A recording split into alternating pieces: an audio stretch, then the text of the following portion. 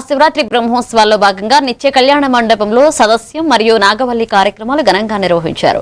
వేద పండితులు శ్రీ స్వామి అమ్మవార్లను చతుర్వేద పారాయణాలతో స్తోత్రాలతో స్తుతించారు.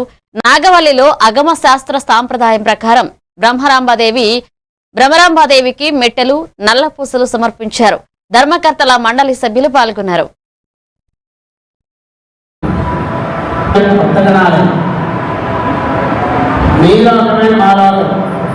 ఏ విధంగా మేము జీవిస్తూ మా వృత్తి చూపించాల్సిన పరిస్థితి ఏర్పడింది.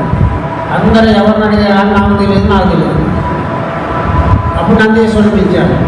నందీశ్వరుడు తెలియకుండా ఏది జరగదు.